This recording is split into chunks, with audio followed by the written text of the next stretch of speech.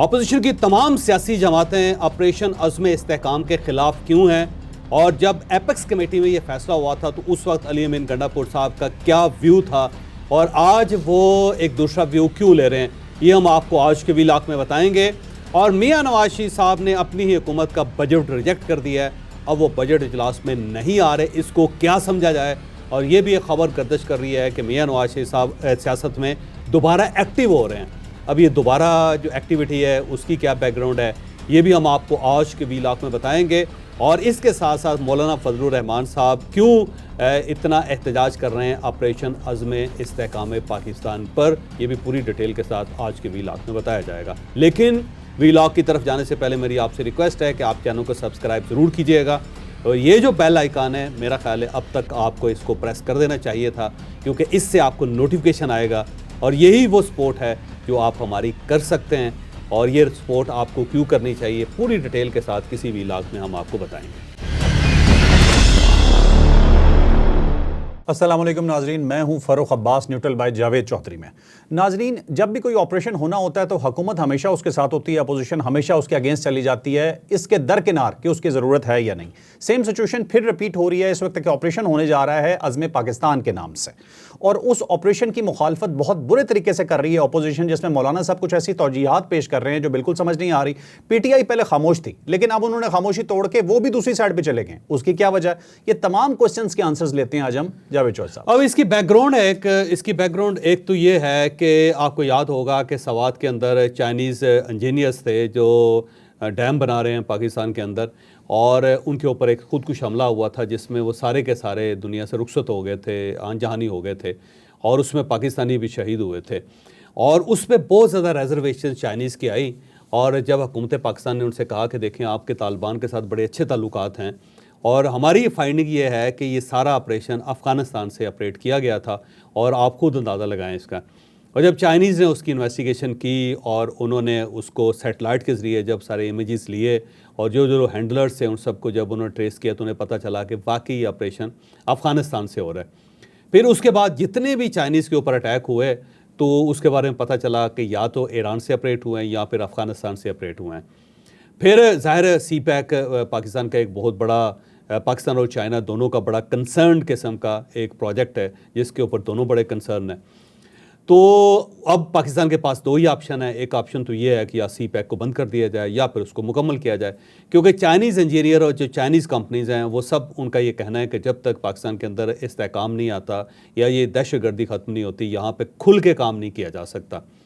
फिर उसके बाद आपको याद होगा कि हमारे प्राइम मिनिस्टर भी वहाँ पे गए, वहाँ पे आर्मी चीफ भी गए, वहाँ प्रेसिडेंट के साथ भी, चाइनीज़ प्रेसिडेंट के साथ भी मुलाकात हुई। फिर वहाँ से एक मिनिस्टर आए यहाँ पे और उसमें सारी सियासी जमातें शरीक हुई, और उसमें अली ज़फ़र साहब और रऊफ़ हसन साहब को यहाँ पहुँचाने के लिए इस्टेब्लिशमेंट को और गवर्नमेंट को जितनी मेहनत करनी पड़ी वो भी एक बड़ी हैरानकुन स्टोरी है कि कैसे उनको राज़ी किया गया था, कैसे उनको कन्विंस किया गया था कि आपने बहरहाल इस प्रोग्राम के अंदर आना है। बहरहाल वो आ गए। उसके बाद एक जो चाइनीज़ मिनिस्टर थे वो आर्मी चीफ से भी मिले, प्राइम मिनिस्टर से भी मिले।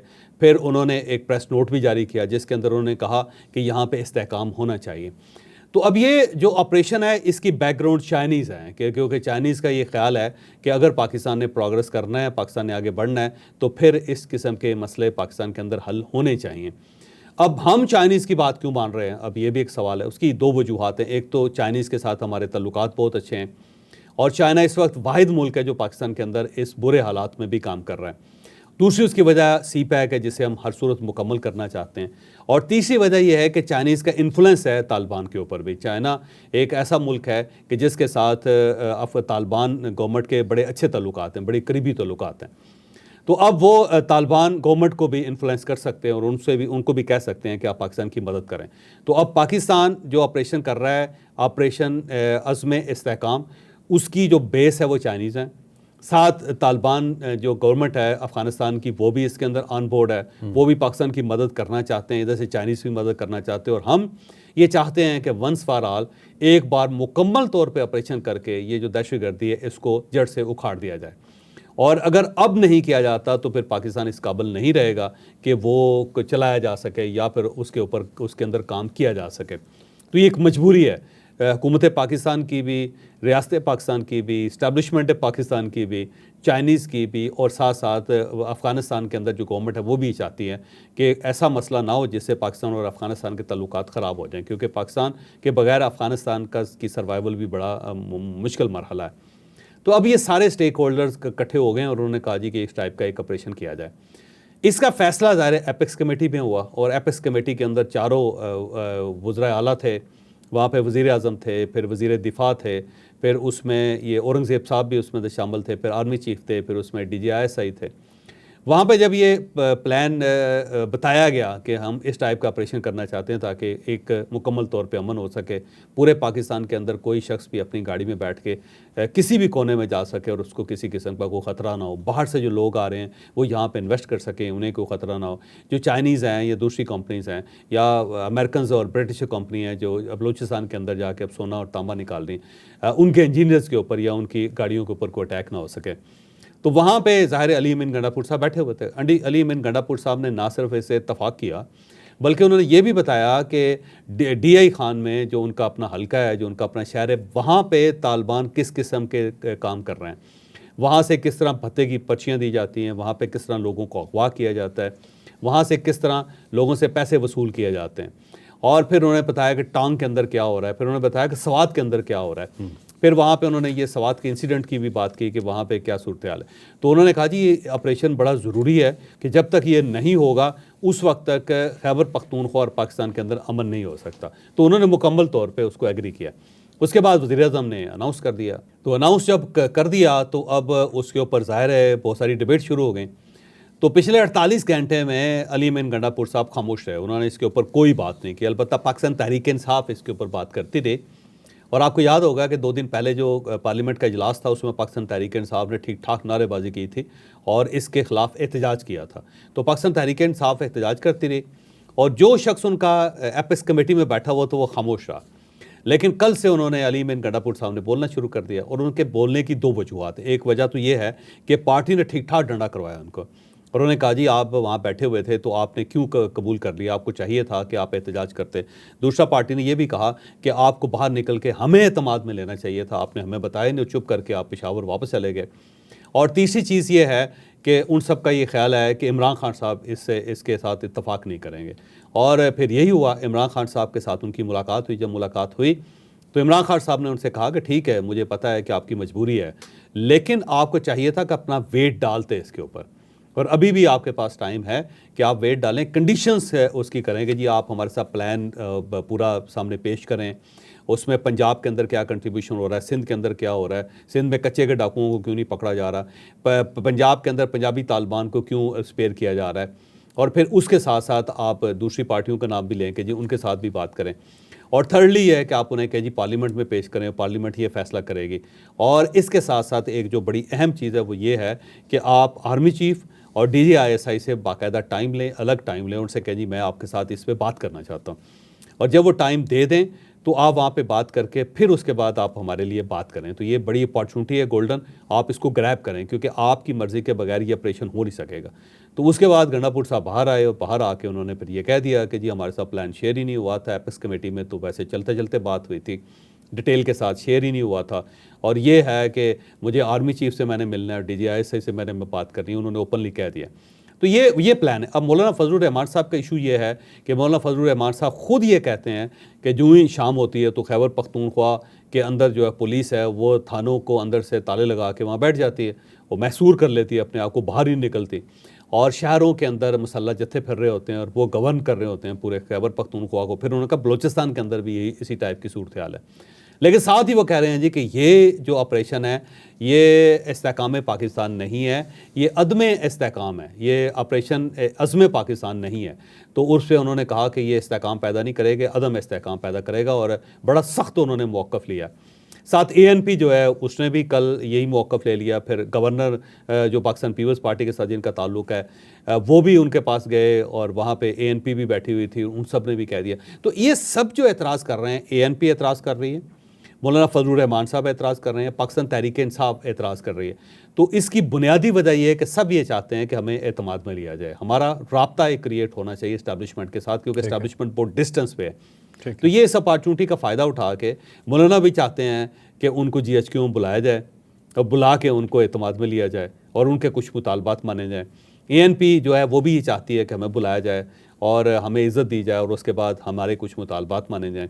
और पाकिस्तान तहरीक इंसाफ की तो पूरी पिछले 1.5-2 साल की सियासत ही यही है कि एस्टैब्लिशमेंट के साथ किसी न किसी तरीके से कनेक्ट किया जाए। तो ये सब लोग सिर्फ अपॉर्चुनिटी क्रिएट कर रहे हैं कि हमें एस्टैब्लिशमेंट के साथ किसी न किसी तरीके से एक राब्ता पैदा हो सके हमारा। तो ये सारी कहानी इतनी है और जो ही मेरा ख्याल है एस्टैब्लिशमेंट के साथ इनका कांटेक्ट हो जाएगा तो आप देखिएगा ये लोग कहेंगे कि हाँ जी हम अपने दिल पे पत्थर रख के ये कबूल कर रहे हैं कि ऑपरेशन करना चाहिए, लेकिन इसके अंदर ये चीज़ें ज़रूर होनी चाहिए। तो ये इसको कबूल कर लेंगे ये के साथ। तो इससे पहले भी ये के साथ ये सब लोग इस टाइप के ऑपरेशन कबूल करते रहे। मतलब मुल्क की सिक्योरिटी की परवाह किसी को नहीं है, लेकिन सिर्फ अपनी सियासत और अपनी जगह बनाने के लिए ये तमाम अपोजिशन पार्टी सिर्फ अपोजिशन बराए अपोजिशन कर, और इसके बगैर गुजारा भी नहीं, याद रखिएगा। और अगर हमने अब ऑपरेशन ना किया तो वही वाली सूरत हाल हो जाएगी जो 2007 और 2008 में थी। ऑलमोस्ट सवात हमारे हाथ से निकल गया था, आधा खैबर पख्तूनख्वा निकल गया। तो उसमें मौलाना फजलुर रहमान साहब ये कहते थे कि तालिबान जो हैं वो इस्लामाबाद की पहाड़ियों तक पहुँच चुके हैं और वो किसी वक्त भी इस्लामाबाद के ऊपर अटैक कर देंगे। और उस वक्त मौलाना फजलुर रहमान साहब के कहने पे वो ऑपरेशन स्टार्ट हुआ। तो उसमें मौलाना फजलुर रहमान साहब शामिल थे, ऑन बोर्ड। ठीक है। अच्छा, इसमें मौलाना साहब ने एक और बात की है कि शहबाज शरीफ साहब वज़ीर आज़म नहीं, बस कुर्सी पे बैठे हुए हैं। ये बात उन्होंने क्यों कहा? अब ये सारे वज़ीर आज़म कुर्सी पे बैठते हैं जी, और कोई भी अगर वज़ीर आज़म हो वो जाली मैंडेट के साथ हो, असली मैंडेट के साथ हो, वो बाहर से आया हो, वो यहाँ पे हो, वज़ीर आज़म होता है जिसके पास पावर्स होती हैं। और अगर ये जाली वज़ीर आज़म है तो फिर मौलाना फजलुर रहमान साहब उनसे मिले क्यों थे? पिछले दिनों जब शहबाज शरीफ साहब उनके घर पहुँचे मौलाना के, तो मौलाना ने ना सिर्फ उनका स्वागत किया बल्कि उनको बिठाया, उनके साथ गप्पें लगाई, उनको चाय पिलाई और बाहर तक छोड़ने आए। तो अब अगर वो प्राइम मिनिस्टर उनको नहीं समझते आप और ये समझते हैं कि वो सिर्फ कुर्सी पे बैठे हुए हैं, तो आपको क्या ज़रूरत है कि आप उनको बुला के अपनी कुर्सी भी पेश कर दें और अपने सामने कुर्सी पे बिठा लें? तो ये भी एक तज़ाद है मौलाना के मामले में। और हकीकत तो ये है कि वो इस पार्लियामेंट को नहीं मान रहे, लेकिन ख़ुद इसी पार्लियामेंट का हिस्सा हैं। एहतजाज भी वो वहीं पे करते हैं। गवर्नमेंट को नहीं मानते, लेकिन गवर्नमेंट से मुतालबा भी करते हैं कि जी गवर्नमेंट आके हमें ब्रीफिंग दे। भाई अगर प्राइम मिनिस्टर को कबूल नहीं कर रहे आप तो फिर ब्रीफिंग क्यों ले रहे हैं आप उनसे? तो वो मेरा नहीं ख्याल कि उनके ये जो जवाज़ या इस किस्म के जो दलाइल हैं उसके अंदर कोई हकीकत है। वो प्राइम मिनिस्टर को प्राइम मिनिस्टर भी मान रहे हैं, हुकूमत को हुकूमत भी मान रहे हैं, पार्लियामेंट को पार्लियामेंट भी मान रहे हैं और उसके अंदर बैठे भी हुए हैं और उससे वो ब्रीफिंग भी लेना चाहते हैं। लेकिन साथ वो अपना एक वेट भी क्रिएट करना चाहते हैं कि जनाब मैं भी हूँ, मेरे बगैर आप इतना बड़ा फैसला कैसे कर सकते हैं? हाँ, मौलाना फजलुर रहमान साहब और ANP तो खुद दहशतगर्दी का बहुत बड़ा शिकार रह चुके हैं और आपकी बात सबसे ज़्यादा विक्टिम यही, सबसे ज़्यादा विक्टिम, बिल्कुल। और आपकी बात से जो समझ आया है कि ये सिर्फ ये चाहते हैं कि एस्टैब्लिशमेंट इनके पास, ठीक है, फ़ोन करें। हाँ, ठीक है।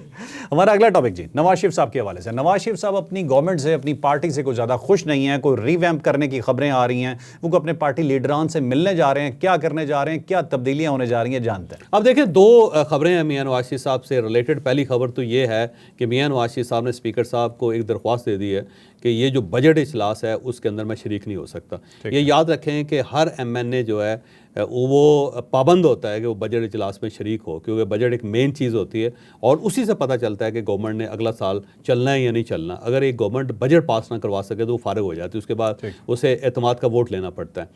लेकिन अब पंजाब के अंदर मियां नवाज शरीफ साहब की गवर्नमेंट, वफाक में अंदर मियां नवाज शरीफ साहब की गवर्नमेंट, उनके भाई वज़ीर आज़म है और पार्टी उनकी इक़्तिदार में है। सेनेट के अंदर देख लें उनकी पोजीशन है, जो जितने MNAs हैं उनका टिकट मियां नवाज शरीफ साहब ने जारी किया हुआ है, सेनेटर्स का भी टिकट मियां नवाज शरीफ साहब ने जारी किया हुआ है। लेकिन जब से बजट बना है और जब से बजट कौमी असम्बली में पेश हुआ है, मियां नवाज शरीफ साहब एक बार कौमी असम्बली में नहीं गए। अब सवाल ये है कि अगर आपकी गवर्नमेंट है और आप ही की गवर्नमेंट ये बजट बना रही है, आप ही के वज़ीर ख़जाना उसे पेश कर रहे हैं, तो आप फिर कौमी असम्बली में क्यों नहीं जा रहे? क्या आप बजट से इत्तफाक नहीं करते? तो मुझे यूँ महसूस होता है कि मियां नवाज शरीफ साहब ने इस बजट को रिजेक्ट कर दिया, और अगर वो रिजेक्ट ना करते तो फिर उन्हें आना चाहिए था। और फिर उसके बाद वो ऑन भी नहीं कर रहे, वो नहीं चाहते कि कौमी असम्बली में पहुँचें और वो उनके ऊपर ठप्पा लग जाए कि उन्होंने इस बजट को तस्लीम कर लिया, तो वो इस बजट को तस्लीम नहीं कर रहे। दूसरी इनसिक्योरिटी मियां नवाज शरीफ साहब को ये है कि जब वो कौमी असम्बली में आएंगे तो पाकिस्तान तहरीक इंसाफ के जो लोग हैं उनके खिलाफ ठीक ठाक नाराबाजी करेंगे। ठीक है। और मियां साहब नहीं चाहते कि उनकी इस तरह इंसल्ट हो, तो कुछ पार्टी के उनके अपने लोग भी बता रहे हैं कि आप बिल्कुल आइएगा कौमी असम्बली में, आप आएंगे तो वहाँ पे आपके खिलाफ नारेबाजी हो जाएगी और बड़े बुरे बुरे अलकाब से आपको याद किया जाएगा, तो जो मुनासिब नहीं है। तो मियां नवाज शरीफ साहब इसलिए भी अवॉइड कर रहे हैं। लेकिन कुछ लोग हैं जो पाकिस्तान तहरीक इंसाफ के साथ राब्ते में हैं और वो चाहते हैं कि इनको कायल करें कि जनाब आप जब मियां नवाज शरीफ आएँ तो उनके साथ ज़रा हाथ होला रखें। ठीक है। तो लेकिन पाकिस्तान तहरीक इंसाफ, मेरा नहीं ख्याल कि वहाँ पे सनाउल्लाह मस्ती जैसे लोग खड़े हैं और उन्होंने दोबारा ऐसे ऐसे हाथ कर दिए तो फिर उससे खुद अंदाज़ा लगाएं कि क्या बनेगा। तो मियां नवाज शरीफ साहब इसलिए भी अवॉइड करें। एक तो मेरा ख्याल है वो बजट को नहीं मान रहे, दूसरा उनका ख्याल ये है कि मैं कौमी असम्बली में जाऊंगा तो मेरी बेइज्जती होगी, और दूसरी खबर ये है कि मियां नवाज शरीफ साहब ने पार्टी में एक्टिव होने का फैसला कर लिया। तो अब इससे ज़्यादा एक्टिविटी क्या हो सकती है कि मियां नवाज शरीफ साहब इलेक्शन लड़ने के लिए वापस आए, मियां नवाज शरीफ साहब ने टिकट जारी किए, मियां नवाज शरीफ ने उससे पहले जलसे किए, फिर मियां नवाज शरीफ साहब ने कामयाबी की तकरीर भी की, फिर उसके बाद उन्होंने पंजाब के अंदर अपनी गवर्नमेंट भी बनवाई, फिर उन्होंने वफाक के अंदर भी गवर्नमेंट बनाई, फिर वो मौलाना फजलुर रहमान साहब से भी मिले, फिर पाकिस्तान पीपल्स पार्टी के साथ भी उनके राब्ते हो। इससे ज़्यादा एक्टिविटी मियां नवाज शरीफ साहब क्या कर सकते हैं।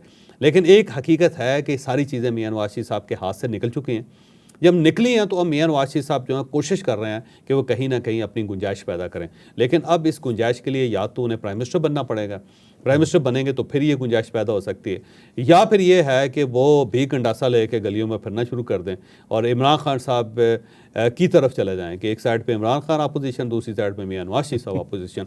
और अगर वो ये कर बैठते हैं तो फिर जाहिर है उनकी पंजाब में गवर्नमेंट ही चलेगी और वफाक में गवर्नमेंट भी चली जाएगी, जो मियां नवाज शरीफ साहब नहीं चाहते कि उनकी साहबजादी भी फारिग हो जाए और यहाँ से भाई भी फारिग हो जाए। तो मियां नवाज शरीफ साहब को ये सौदा वारा नहीं खाता मेरा ख्याल है। ये पहला इलेक्शन देख रहे हैं जिसमें हुकूमत कोई नहीं करना चाहता, सब अपोजिशन में रहना चाहते हैं। अपोजिशन में रहना चाहते हैं, नहीं हुकूमत भी करना चाहते हैं, हुकूमत को एंजॉय भी करना चाहते हैं, लेकिन साथ ही वो कहते हैं कि हम अपोजिशन का किरदार भी अदा करें।